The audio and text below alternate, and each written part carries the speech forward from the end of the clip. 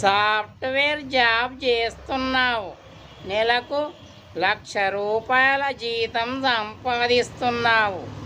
సాఫ్ట్గా ఉన్న అమ్మాయిని పెళ్ళి చేసుకోమంటే హార్డ్గా ఉన్న అమ్మాయి, హార్డ్వేర్ అమ్మాయిని పెళ్ళి చేసుకున్నావు. ఇప్పుడేమయ్యింది? ఫస్ట్ నైటే నీ చెంప పగలగొట్టింది, ఆ తర్వాత పాల గ్లాసు పగిలిపోయింది. ఇది నీ దురదృష్టం అనుకోవాలా, అదృష్టం అనుకోవాలా? నీ సెల్ ఫోన్లో నీ లవర్ మిస్ కాల్ చూసింది. ఇక ఆవిడకు బీపీ రేజ్ అయ్యింది. నీ పెళ్ళాం నీకు ఇప్పుడు విడాకులు ఇస్తానంటుంది.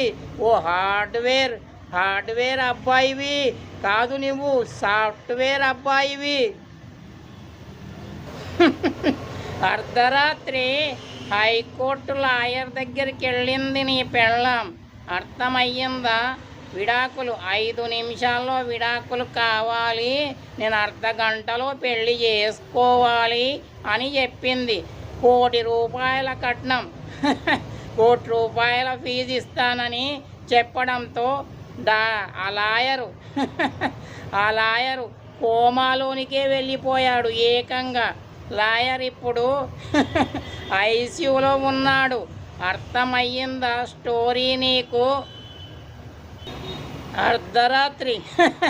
అర్ధరాత్రి నీ పెళ్ళాం వెళ్ళిపోయింది. ఇక మమ్మీ డాడీలకు ఉదయం ఏం చెప్తావు? మార్నింగ్ నీ ఫేస్ ఎలా చూయిస్తావు?